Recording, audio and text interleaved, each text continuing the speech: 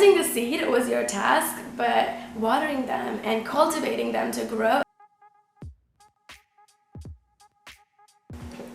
Hey you, I said I would be here when I get inspired by a certain idea, and guess what? I am inspired. I recently wrote an article on Medium called Leading Controversial Conversations with Compassion. I'll link it in the box down below, but I just want to break it down and look at perpetual injustice, the racial injustice towards freedom and equality that the blacks and people of color have been struggling in our country. Systemic injustice like access to healthcare, access to education, access to even food tends to show up over and over again within our lifetime.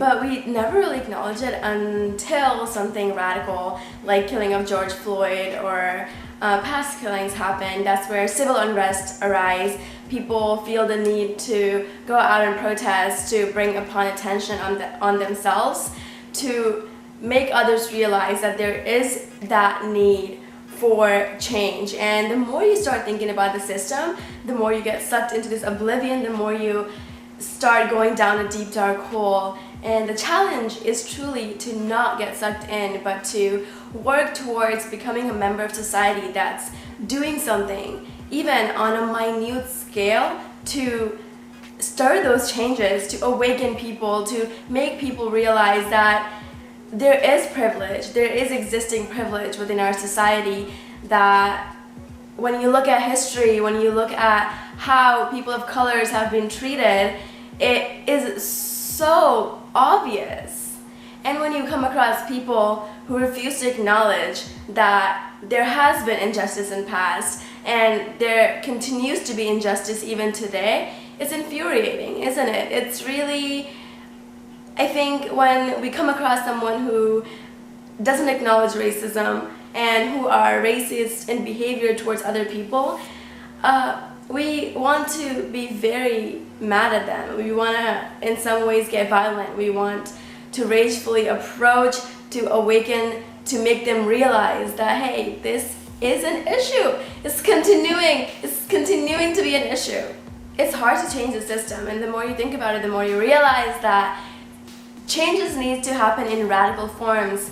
Right now, there is de-investing in police force. Radical reforms needs to happen within the criminal justice system.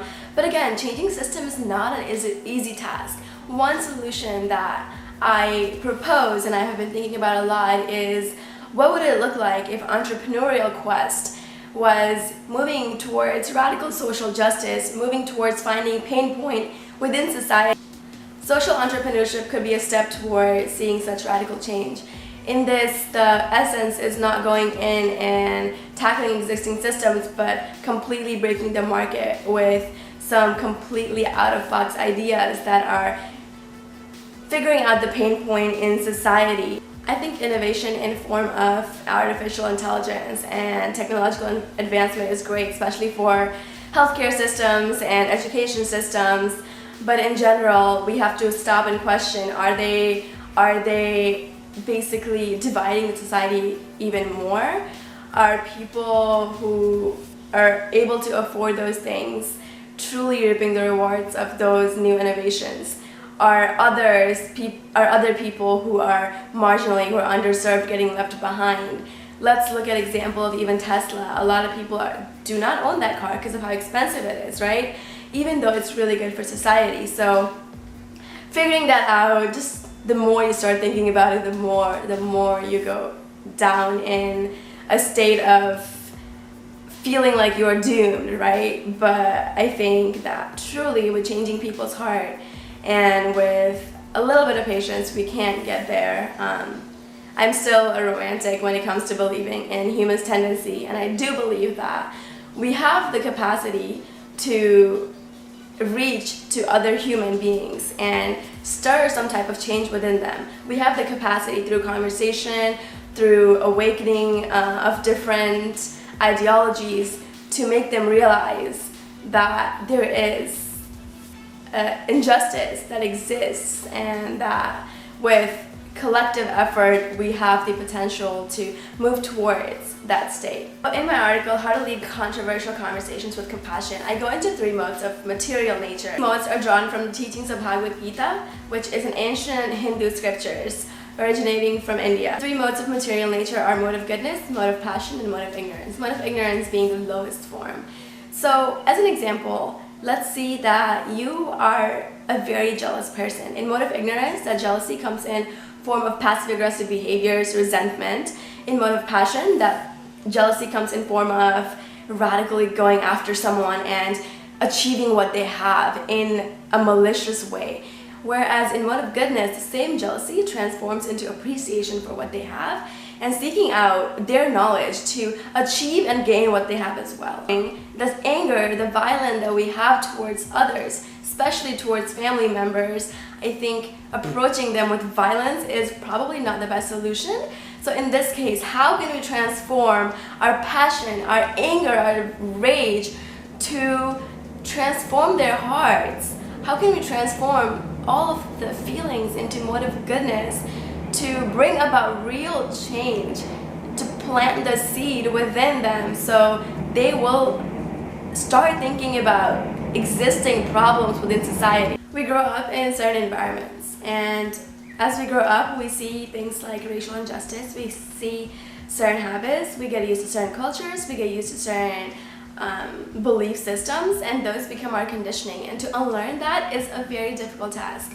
I think realizing that your family member has grown up around a time that wasn't as open-minded as we are can go a long way in approaching such conversations with compassion. Good realization of our own conditioning and how we have interacted with the person we're trying to reform in the past can also serve us in making sure that our conclusion is being heard, that our argument holds validity. So, really fun example, but in past, whenever my parents would get mad at me, my response, my reactiveness was yelling at them, was saying things like, "Oh my God, you just don't understand me, you just don't believe me," like stuff like that.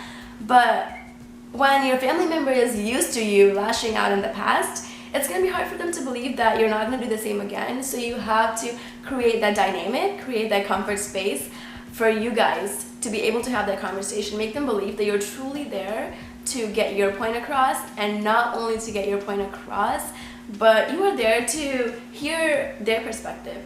You're there to listen more than anything. You're there to understand what they're trying to say, where their beliefs are coming from. And then once you have the understanding, you can kind of construct your premises in a way where hopefully it will get across to them. At the end, it's really important to remember that we are all doing our parts and that you tried your best to reach out to this person to change their conditioning.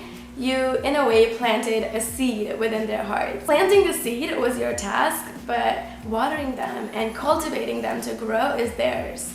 When I was little, again, people would advise me to live within my means, but I never cared for that. I didn't have to worry about that. I was fortunate enough to have parents who were financially sustaining me, so when I got money, all I did was spend it on useless, needless matters, right? But now that I have responsibility, I have to pay for this apartment, these books, that computer, the technology. Now I'm realizing that, hey, I do need to save money if I want to have a good, sustainable life. Similarly, if you plant that seed within their hearts, maybe one day circumstances will force them to understand that there is need to reform. I do agree that civil unrest and civil disobedience is necessary, but hurting others in the process is going to bring about no real change, and realizing that, I think, can go a long way. Anyways, I hope you guys enjoyed this video. I know there's a lot going on in this world, and I really want you guys to take care of your mental health, to really indulge in self-care without feeling guilty. I have a propensity to feel guilty for not being productive, but when I'm stuck home all day, I can't be productive, and it's okay. With how much is going on, just try to understand the universe you're residing in and the universe that others are residing in as well. And try to approach yourself and others with compassion. At the end of the day, how you treat yourself is how you'll treat others. So treat yourself with love, with compassion, with kindness, and I will see you guys next time.